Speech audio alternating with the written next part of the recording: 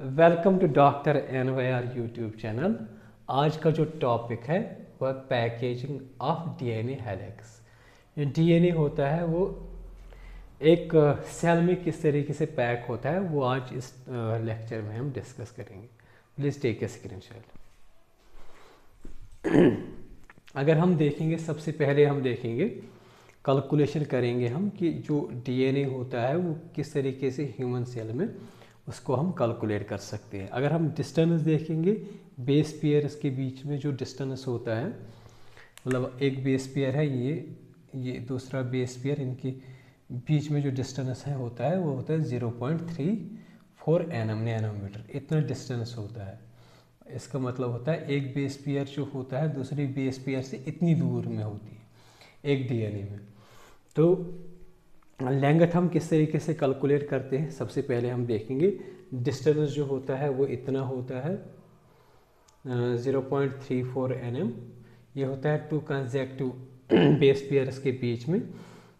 तो इसको हम क्या करेंगे, तो यहाँ पे हम करेंगे टोटल जो होता है एक ह्यूमन जो मैमलियन या ह्यूमन सेल जो होता है उसमें कितना DNA आता है उसको हम कैलकुलेट करेंगे। वो किस तरीके से कैलकुलेट करेंगे, सबसे पहले हम देखेंगे टोटल बेस पेयर्स जो होते हैं एक ह्यूमन में कितने टोटल बेस पेयर्स होते हैं DNA के, उसको मल्टीप्लाई करेंगे। ये जो होता है डिस्टेंस 0.34 nm, इसको ये मल्टीप्लाई करेंगे। लेकिन इससे पहले क्या करेंगे, 0.34 nm को कन्वर्ट करेंगे मीटर्स में। तो वो इस तरीके से जब हम कैलकुलेट करेंगे तो ये निकलेगा मीटर्स में, ठीक है। ये NM में था, ये मीटर्स में। तो यहाँ पे जो वैल्यू निकलेगा टोटल बेस पेयर्स जो होते हैं वो 6.6 इंटू 10⁹ इंटू डिस्टेंस जो होता है बिटवीन टू बेस पेयर्स, वो ये होता है 0.34 इंटू 10⁻⁹ जो है यहाँ पे हमने कैलकुलेट किया है मीटर्स में। तो ये लगभग अप्रॉक्सीमेटली 2.2 मीटर्स निकलता है। तो इतना जो होता है इन DNA जो होता है, इतना DNA मतलब एक न्यूक्लियस में प्रेजेंट हो, मतलब एक ह्यूमन में प्रेजेंट होता है।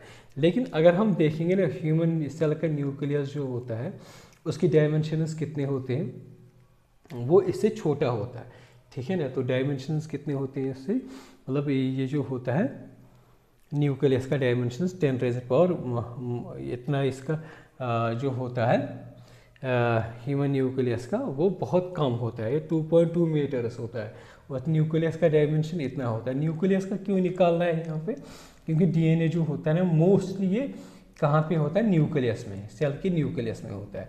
कहीं कहीं ऑर्गेनेल्स में होता है, जैसे माइटोकॉन्ड्रिया होता है या प्लांट्स में क्लोरोप्लास्ट होता है। लेकिन मोस्टली जो होता है एक सेल में ये DNA न्यूक्लियस में होता है। अब डायमेंशन जो होते हैं न्यूक्लियस के इतना है, लेकिन हमारा DNA जो होता है 2.2 मीटर्स होता है।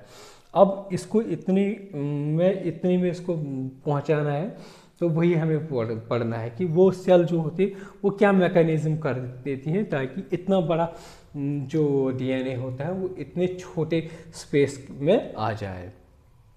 तो यहाँ पे हम पढ़ेंगे दो तरह के सेल्स होते हैं, एक होता है यूकैरियोटिक सेल, दूसरा होता है प्रोकैरियोटिक सेल। प्रोकैरियोटिक्स में हम एग्जांपल क्या लेते हैं, यूकोलाई, ठीक है ना। तो यूकोलाई अगर हम देखेंगे यहाँ पे वेल डेवलप्ड न्यूक्लियस नहीं होता है, तो उसके बदले क्या होता है, न्यूक्लियाइड। तो न्यूक्लियाइड में क्या होता है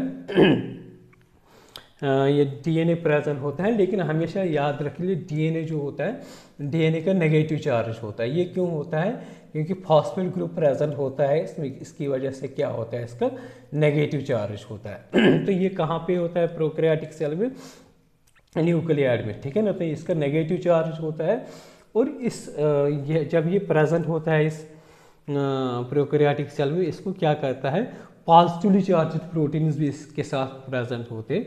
वो इसको क्या करते हैं, वो इसको कंपैक्ट करते थे, ऑर्गेनाइज करते इस न्यूक्लियोटाइड में, और ये क्या बनाते हैं, वहाँ पे लूपस बनाते हैं। इस तरीके से लूपस बनाते हैं ताकि ये अच्छे से इस न्यूक्लियर में कंपैक्ट होता है। तो ये हो गया हमारा प्रोकैरियोट्स में। अब हम देखेंगे यूकैरियोट्स में। यूकैरियोट्स जो होता है ये ऑर्गेनाइजेशन जो होती है, इसकी जो पैकिंग जो होती है DNA की, ये थोड़ा प्रोकैरियोट्स से कम्प्लेक्स होता है। तो इसमें हमें पढ़ना है हिस्टोन्स। हिस्टोन्स क्या होते हैं, ये प्रोटीन्स होते हैं ये बेसिक प्रोटीन्स होते हैं। ये बेसिक प्रोटीन्स क्यों होते हैं? प्रोटीन बना होता है अमाइनो एसिड्स का, और अमाइनो एसिड्स अगर आप देखोगे बेसिक भी होते हैं, एसिडिक भी होते हैं, ठीक है ना। तो यहाँ पे जो इसमें जो अमाइनो एसिड्स प्रेजेंट होते हैं वो होते हैं लाइसिन एंड आर्जिनिन। ये जो आर्जिनिन एंड लाइसिन जो होते हैं ये बेसिक होते हैं, जिसकी वजह से ये हिस्टोन्स जो होते हैं ये बेसिक होते हैं, बेसिक प्रोटीन्स होते हैं। तो ये क्या करते हैं, ये प्रोटीन्स जो होते हैं हिस्टोन्स, ये अपने आप को ऑर्गेनाइज करते थे और ये क्या फॉर्म करते, एक यूनिट फॉर्म कर देते हैं जिसको बोलते हैं ऑक्टामर। क्योंकि ये क्या करते हैं, ऑर्गेनाइज करते हैं एक यूनिट में। वो क्या बनाते हैं, एक उस 8 यूनिट को हम क्या बोलते हैं, ऑक्टामर, हिस्टोन ऑक्टामर, ठीक है ना। ये 4 मतलब तरह के इसमें जो प्रोटीन्स होते हैं। तो नेगेटिवली जो डीएनए जो होता है वो इससे क्या करेगा, रैप। ये हमारा हिस्टोन्स होते हैं, ये हमारा हिस्टोन्स होंगे ना, ये इस तरीके से, ठीक है ना। ये ऑक्टामर होता है, ऑक्टामर मतलब 8 होता है। तो इसमें दो पेयर, मतलब एक पेयर ये होता है, एक पेयर ये होता है, एक पेयर ये होता है, एक पेयर होता है। इस तरीके से ये ऑक्टामर होता है। तो ये किसका ऑक्टामर हो गया, हिस्टोन का। तो इस हिस्टोन जो होते हैं, प्रोटीन्स जो होते हैं, कोर ऑफ हिस्टोन होता है। तो यहाँ पे क्या होता है, डीएनए इसको डबल स्ट्रैंडेड डीएनए जो होता है वो रैप करता है। ये जो हमारा हिस्टोन इसको रैप कर देता है, ठीक है ना। तो रैप कर देता है तो वो एक स्ट्रक्चर बनाता है जिसको हम बोलते हैं न्यूक्लियोसोम, ठीक है ना, न्यूक्लियोसोम। तो इसका मतलब क्या होता है, जो ऑक्टामर होता है, ऑक्टामर का मतलब होता है 8, क्योंकि यहाँ पे अगर आप इस तरीके से देखोगे ये इस तरीके से 4 होते हैं, ठीक है ना। एक में 2 होते हैं, 4 में 8 होंगे, ठीक है ना। ये ऑक्टामर फॉर्म कर देता है। तो ये न्यूक्लियोसोम हो गया, ठीक है ना। तो न्यूक्लियोसोम अगर हम देखेंगे ना, न्यूक्लियोसोम होता है बेसिक यूनिट ऑफ क्रोमैटिन मतलब जिस तरीके से प्रोटीन बनता है ना, जैसे बहुत सारे अमीनो एसिड्स, एक अमीनो एसिड दूसरे अमीनो एसिड्स ये मतलब ज्वाइन होते हैं, ये क्या बनाएंगे, प्रोटीन्स। इसी तरीके से जो न्यूक्लियोसोम्स जो होते हैं ना, ये बहुत सारे न्यूक्लियोसोम्स इकट्ठे ज्वाइन हो जाएंगे, किससे ज्वाइन हो जाएंगे, H1 हिस्टोन से। तो यहाँ पे ये 2 मतलब यहाँ पे एक और होगा ना न्यूक्लियोसोम, तो इसको ज्वाइन करेगा H1 हिस्टोन।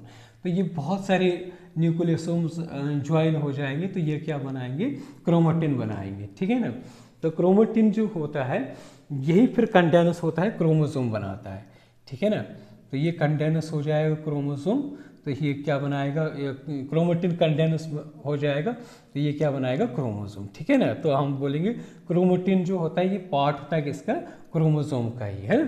तो न्यूक्लियोसोम क्या होता है, न्यूक्लियोसोम होता है जिस तरीके से प्रोटीन्स में अमीनो एसिड्स, छोटे छोटे अमीनो एसिड्स ग्रुप होके प्रोटीन्स बनाते हैं, इसी तरीके से न्यूक्लियोसोम्स जो होते हैं वो ग्रुप होके क्रोमैटिन बनाता है। तो क्रोमैटिन कंडेंस हो जाता है, बहुत ज़्यादा कंडेंस हो जाता है, रैपिंग हो जाती है, तो ये क्या बनाएगा, क्रोमोसोम्स बनाएगा, ठीक है ना। तो 4-5 तरह के प्रोटीन्स होते हैं इसमें, हिस्टोन्स में, H1, H2A, H2B और H3 एंड H4। ये हो गया यहाँ पे H1, H2A, H2B और H3 एंड H4, ठीक है ना। ये 4 तरह के प्रोटीन्स होते हैं, 5 तरह के प्रोटीन्स होते हैं। ये H1 भी होता है इसमें, लेकिन जो 4 जो होते हैं यहाँ पे ये जो 4 होते हैं, तो ये क्या करते हैं, H2A, H2B, H3 and H4, ये क्या करते हैं, ये पेयर्स में होते हैं। जैसे पहले ही मैंने बोला था, ये एक पेयर हो गया, ये एक पेयर हो गया, ये एक पेयर, तो इसी तरीके से ये ऑक्टामर बनता है। तो इनको क्या बोलते हैं, इन चारों को बोलते हैं न्यू बॉडी भी, ठीक है ना। तो ये फॉर्म करते हैं क्या, कोर ऑफ द न्यूक्लियोसोम। तो ये जो होता है H1 जो होता है, मैंने पहले ही बोला है ना, H1 जो होता है ये दूसरे न्यूक्लियोसोम को क्या करेगा, कनेक्ट। तो ये क्या करता है, लिंक करता है दूसरे न्यूक्लियोसोम, मतलब यहाँ पे सेल में बहुत सारे न्यूक्लियोसोम्स होते हैं ना, तो ये इनको दूसरे जोड़ेगा, इनको इस तरीके से। मतलब ये हमारा एक न्यूक्लियोसोम होगा, ये एक न्यूक्लियोसोम होगा, तो ये बहुत सारे जो है ना इस तरीके से लिंक करेगा। तो ये हो गया हमारा H1, ठीक है ना, H1 हिस्टोन। तो H1 हिस्टोन जो होता है ये लिंकर का काम करता है, इसीलिए जो होता है इसको बोलते हैं लिंकर डीएनए। तो इसमें क्या होता है, H1 होता है, इसमें H1 हिस्टोन इसमें होता है।